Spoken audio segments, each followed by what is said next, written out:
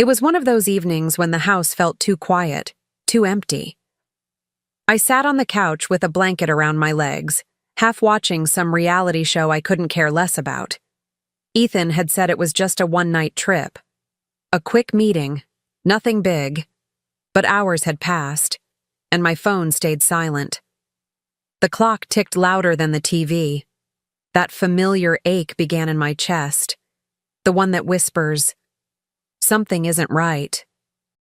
I picked up my phone, trying to sound casual even though my hands were clammy. "Come on, pick up, Ethan," I muttered with a little laugh that didn't sound like me.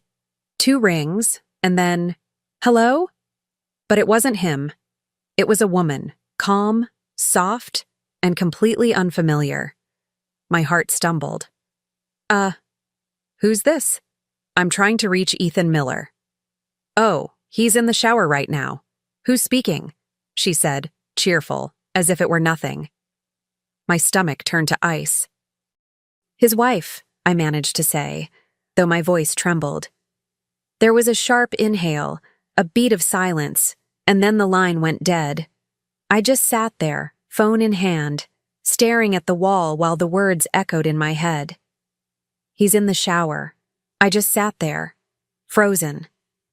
The phone slipped from my hand and landed on the couch beside me, still glowing like some kind of cruel reminder. My heart pounded so hard I could hear it in my ears. I tried to convince myself I'd misheard, that maybe it was a hotel clerk or some assistant. But her voice, it wasn't professional. It was intimate, relaxed, like she belonged there. And that's what terrified me the most. I called back, desperate for logic, for anything that could make this feel less real. But the call went straight to voicemail. Once, twice, 3 times. My fingers shook so badly I almost dropped the phone again. I stared at our wedding photo on the wall, his arm around me, both of us smiling like we'd figured life out. I used to believe in that picture. Now, it just looked like a lie framed in wood. The room felt smaller, heavier. Every second dragged like wet cement. I kept asking myself, why would another woman be there? Why answer his phone? And then, like a punch to the gut, it hit me. The simplest, most devastating answer. He wasn't alone. The man I trusted, the man I waited for every night, was in a shower with someone else, and I just heard her voice. I stood up and started pacing, the floor creaking under my bare feet. The air felt thick, almost hard to breathe. I kept glancing at the phone like it owed me an explanation, like it might suddenly light up and make this all disappear. But deep down, I knew. That voice, that calm sweetness, it didn't belong to a stranger. It belonged to someone who thought she had him. And maybe, just maybe, she did. I walked to the kitchen and poured myself a glass of water, though my throat was too tight to swallow. My reflection in the window startled me. Eyes red, lips trembling, a woman I barely recognized. "Pull yourself together," I whispered, but my voice cracked halfway through. I wasn't ready to cry. Not yet. Tears would mean acceptance, and I wasn't there. Not tonight. So I sat back down on the couch, clutching the phone in silence, replaying every word, every lie, every "I love you" that suddenly felt rehearsed. My heart wasn't just breaking, it was rearranging itself into something colder, sharper. And though I didn't know it yet, that single call wasn't just the end of my marriage, it was the beginning of my revenge. Morning came, but it felt like the night had never ended. I didn't sleep, not really. I just lay there, staring at the ceiling, listening to the sound of my own heartbeat and wondering how everything could change in one phone call. The sun slipped through the blinds, painting stripes across the room, but even the light felt intrusive. It was as if the world dared me to act normal when I was falling apart inside. I got up, made coffee I couldn't taste, and tried to convince myself I was overreacting. Maybe it was a misunderstanding. Maybe she was a coworker, a friend, Anyone but what my gut was screaming she was. But the thing about instincts, they don't lie. They just wait for you to catch up. And mine was already miles ahead, whispering the truth I wasn't ready to hear. Still, I told myself to breathe, to wait, to let him call first. I needed to hear his voice, to see if guilt had crept into his tone. I rehearsed what I'd say if he lied again, but my heart wouldn't settle. Every sound in the house made me flinch, the hum of the fridge, the buzz of my phone that wasn't him. I'd never felt so aware of silence before. An hour passed, then another. I kept checking my phone, even when I knew I hadn't heard it ring. The waiting was torture. Each minute stretched thin, like it was daring me to break first. I tried to distract myself by folding laundry, wiping the counters, anything to keep my hands busy. But no amount of cleaning could scrub away the image of her answering my husband's phone. The thought played on a loop, cruel and relentless. When he finally called, I froze. My thumb hovered over the screen, heart racing, mind spinning. I answered anyway, my voice steady, though my body felt like it was made of glass. "Hey, babe," he said, casual, easy. "Sorry, bad signal earlier. Everything okay?" His tone was smooth, too smooth. That's when I knew. Guilt has a sound. You just have to be close enough to hear it. "Who answered your phone, Ethan?" I asked. Silence. Then confusion. Too practiced to be real. "What? No one. Maybe housekeeping?" he said, with a nervous laugh that made my stomach turn. "Housekeeping doesn't call people babe," I shot back. The pause that followed said everything words couldn't. In that moment, the space between us became something I couldn't cross again. He stammered, trying to collect himself, but every word only deepened the pit in my stomach. "You're overreacting, Claire. I told you. It's just work." His voice was firm now, defensive, almost offended. That tone, the one men use when they know they're guilty but can't stand being caught. I could practically hear his pulse quicken through the phone. He was building walls with excuses, but I'd already seen through the cracks. "Then I guess work now wears perfume and answers your phone," I said, my voice sharper than I intended. For a moment, there was silence. Pure, suffocating silence. Then I hung up before he could respond. My hand trembled, but not from fear anymore. From clarity. The kind that burns through confusion and leaves only resolve. Somewhere between the betrayal and the dial tone, my heartbreak began to harden into something else. I stood there, looking out the window as dusk began to swallow the light. The city carried on as if nothing had changed, but I knew better. Something inside me had shifted. I wasn't the woman who begged for answers anymore. I was the one preparing to find them. And if Ethan thought I'd just cry and move on, he was about to learn exactly who he married. By morning, the fog of disbelief had lifted, and what remained was something far steadier: purpose. I woke up early, made a pot of coffee I didn't even touch, and sat at the kitchen table with my laptop. The ache in my chest had cooled into resolve. I wasn't going to scream or cry or beg for truth. I was going to find it myself. I'd spent years managing his schedules, his expenses, his so-called business trips. Now, that attention to detail was going to serve me. I called the hotel first, masking my voice in professionalism. "Good afternoon. This is Angela from Blue Line Corporation. Could I confirm Mr. Ethan Miller's check-in details?" My tone was calm, too calm, the kind that hides a storm beneath it. The receptionist didn't hesitate. "Yes, ma'am. Suite 302. Checked in last night, along with Ms. Ava Green." For a second, I forgot how to breathe. There it was. The name that would burn itself into my memory. I thanked her, hung up, and stared at the phone like it had just confessed to a crime. Ava Green. A name that sounded almost poetic. Soft vowels, gentle rhythm. too pretty for what it represented. I whispered it once under my breath, letting it sink in. "Ava, you'll remember me," I said quietly. And I meant it, because something deep inside me had clicked into place, and for the first time in a long time, I wasn't scared. I was awake. Once I had her name, everything became clearer, like the world had suddenly shifted into focus. I wasn't chasing ghosts anymore. I was tracing footsteps, and Ethan had left plenty. I opened our shared bank account on my laptop and started scrolling. Hotel charges, restaurant bills, little things he thought I'd never notice. I took screenshots of everything, each one a tiny fracture in the perfect life he'd tried to paint for me. Betrayal has its own kind of math, and I was finally learning to count. Then I remembered his work laptop. He'd left it at home, as usual, too confident, too careless. I opened it, half expecting to find nothing, half hoping I was wrong. But there it was, a string of emails, playful, intimate, signed with A. She wasn't just some fling. She was a secret he'd built into his daily routine. That realization didn't hurt. It fueled me.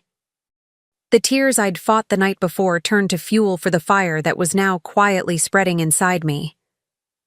By the time the sun began to dip, I had everything I needed. Screenshots, statements, messages, all neatly saved and backed up. My hands didn't shake anymore. My breath was steady. Revenge, I realized, isn't a sudden impulse. It's a slow, deliberate art form. And I wasn't just the woman he betrayed. I was the one who would decide what came next. That night the house was quiet, too quiet, but it no longer felt like a prison. It felt like Command Central. My laptop glowed in the dim light, the cursor blinking like a pulse. I scrolled through folders, credit card portals, and travel receipts, each click cutting a little deeper into what used to be my marriage. Funny thing is, I didn't cry. I thought I would. But tears are for victims, and I wasn't one anymore. Not after what I'd seen. I wrote his name and hers side by side on a notepad. Ethan Miller, Ava Green. I stared at it until the letters blurred. Two people who thought they were untouchable. Two people who had underestimated the woman who knew him best. The woman who'd built his world and was now quietly preparing to take it apart piece by piece. I didn't need to yell or break things. I just needed to move carefully, like a chess player about to end the game. By midnight, I had a plan. Simple, precise. I'd wait until he came home, look him in the eye, and let him think he'd gotten away with it. I wanted to see the lie form on his lips before I took it all away. The power, the comfort, the illusion. I closed the laptop, exhaled slowly, and whispered to myself, tomorrow, he learns who he married. Then, for the first time since that call, I actually slept. The next evening, I heard his car pull into the driveway. That familiar engine sound, the one that used to make me smile, now felt like a warning bell. I stood in the kitchen, calm, collected, a cup of tea warming my hands. When the front door opened, I didn't move. I just listened. His footsteps, his keys hitting the counter, his voice calling my name like nothing had happened. Claire? Honey? The arrogance of it almost made me laugh. He walked in holding flowers, roses, of course, the classic guilt bouquet. Hey, he said, smiling like he could charm his way back into my world. I gestured to the chair across from me, my tone steady. Sit. He hesitated, thrown off by my calmness. I could see the flicker of uncertainty in his eyes. Good. He wasn't used to silence from me. He was used to softness. But tonight, I was carved from stone. How was the trip? I asked, keeping my voice even. He grinned, relieved, thinking the storm had passed. Busy, you know how it is. I nodded slowly. And Ava? Was she busy too? His smile faltered, like a candle catching a gust. The color drained from his face. What? he asked, too quickly. I leaned forward, letting each word land with precision. Suite 302, 2 guests, 1 wife at home. He blinked fast, his lips parting like he might still try to lie his way out. Claire, But I cut him off. Don't bother, I said, sliding my phone across the table. On the screen, a list of transactions glowed under the kitchen light. Hotel bills, dinners, jewelry. You weren't careful, Ethan. You left breadcrumbs everywhere. He stared at the evidence, his face a perfect mix of panic and disbelief. It was almost artistic, watching the realization set in. Claire, please, he finally said, voice cracking just enough to sound human again. It didn't mean anything. I tilted my head, studying him like a stranger. Neither do you, I replied softly. That line hung between us, heavy and final. For once, he didn't have a comeback, no smooth excuse to hide behind. Just the shallow sound of his breathing, and the thud of his own downfall echoing in the quiet. Then I reached into the drawer beside me and pulled out a single envelope. Divorce papers. Already filled out, neatly signed on my end. I placed them in front of him and folded my hands.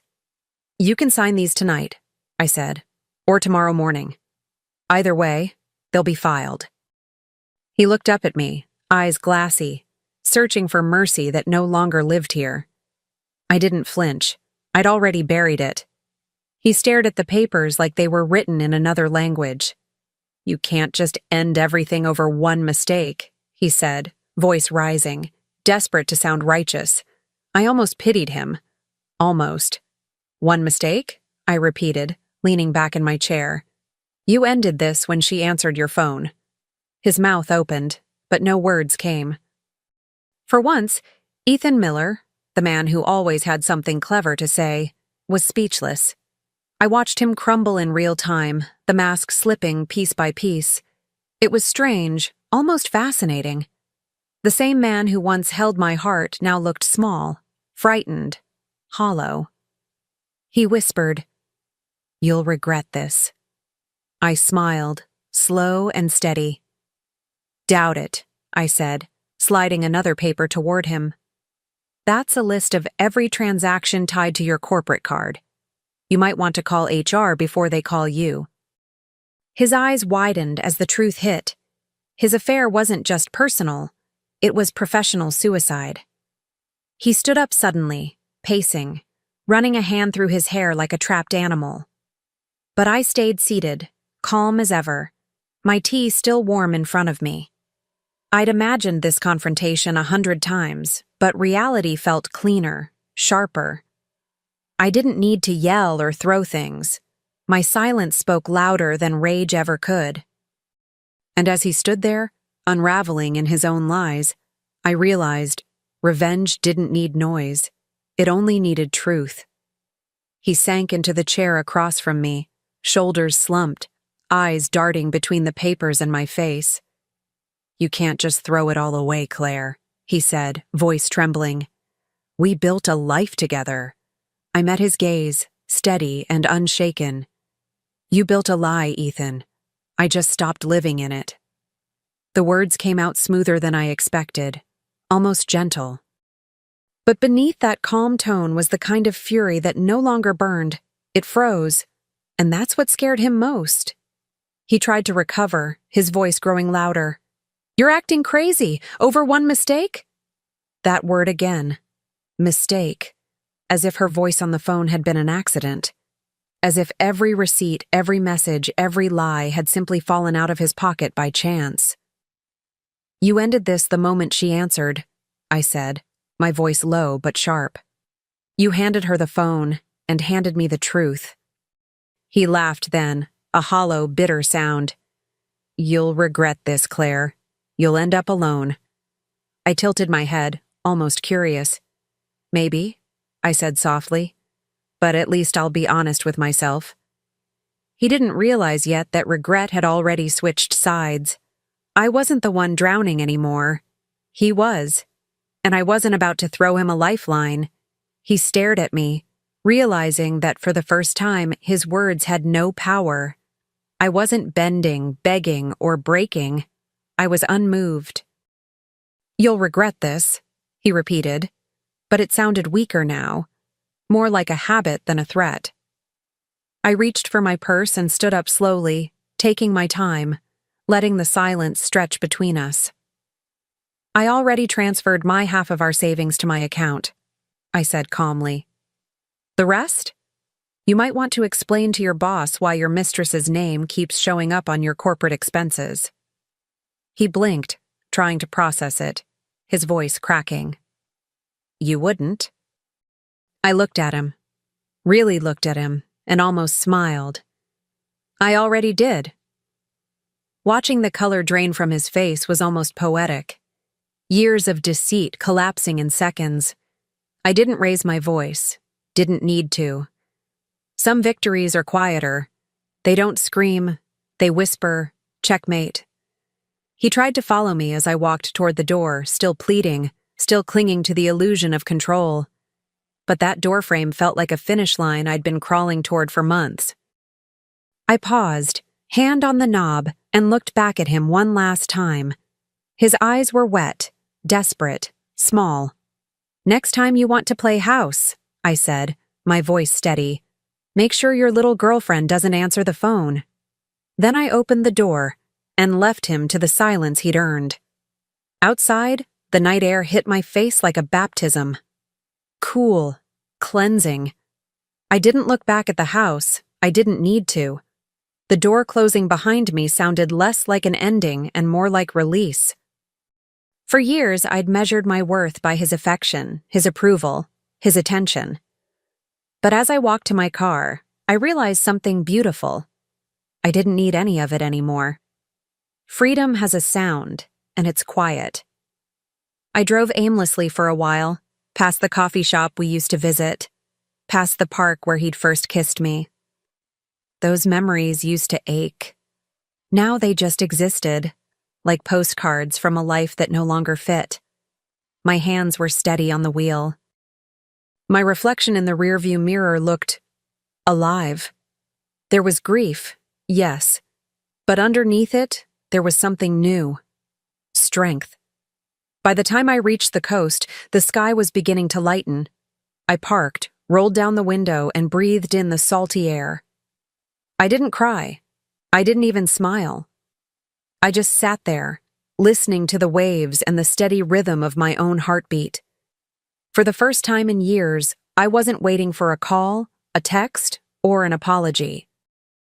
I was finally at peace with the silence, and ready for what came next. Months later, I found myself at a small cafe by the beach, the kind of place where the ocean hums in the background and time seems to move slower. I sat by the window with my journal open, the pages filled with fragments of the woman I used to be, and glimpses of the one I was becoming. The waiter brought me a cup of coffee, smiling like he'd seen me 100 times before. "You come here often," he said. I smiled back. "Every weekend. It's my peace ritual." It's funny. How routine can heal you. The sound of spoons clinking against porcelain, the warmth of the cup in my hands, the smell of sea salt and roasted beans. I used to crave drama, closure, answers. Now I craved quiet. I didn't want to talk about him anymore. I didn't need to. My silence said more than my anger ever could. I'd stopped replaying the night of the call. It no longer defined me. My phone buzzed against the table, pulling me from my thoughts. An unknown number. The message preview lit up the screen. "I miss you. Please talk to me. E." I stared at it for a second, then laughed softly. One of those deep, unguarded laughs that come from the gut. I deleted the message without replying and looked out toward the water. For the first time in my life, I didn't feel abandoned. I felt free. I closed my eyes for a moment, letting the sea breeze brush against my skin. It carried no memories of him anymore, only the scent of salt, the whisper of waves, and the faint laughter of strangers nearby. Life had moved on, and so had I. There was no bitterness left, no anger hiding in the corners of my heart, just space, space for peace, for growth, for me. It's strange how healing doesn't announce itself. One day you simply realize you're no longer bleeding. I picked up my pen and wrote a single line in my journal. Revenge isn't about hurting them. It's about remembering who you are without them. I paused, rereading it, feeling its truth settle deep inside me. For months, I'd been rebuilding, not the marriage, not the illusion, but the woman beneath it all. I was learning to love my own company again, to trust my instincts, to savor the quiet.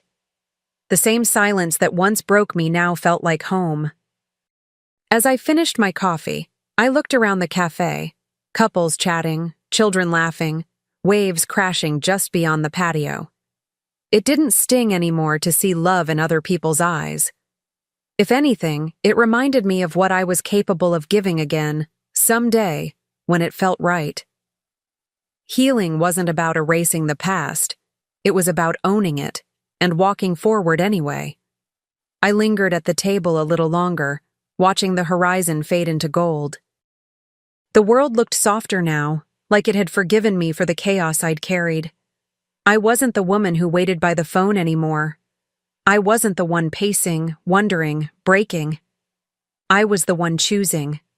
Every sip of coffee, every breath of sea air, every word I wrote was a small rebellion against the woman I used to be, and a love letter to the one I'd become. The waiter came by again, asking if I wanted another cup. I smiled and shook my head. No, thank you. I've had just enough. He grinned and walked away, and I couldn't help but think how true that felt in more ways than one. Enough heartbreak, enough pretending, enough silence filled with someone else's lies. What remained was mine, my voice, my peace, my story. I closed my journal, slid it into my bag, and stood to leave. As I walked out, the sun caught the water just right, and for a second, everything shimmered. I whispered to myself, half smiling, he lost a wife. I found myself. And just like that, the tide came in, steady, endless, forgiving. I didn't need revenge anymore. I'd already won.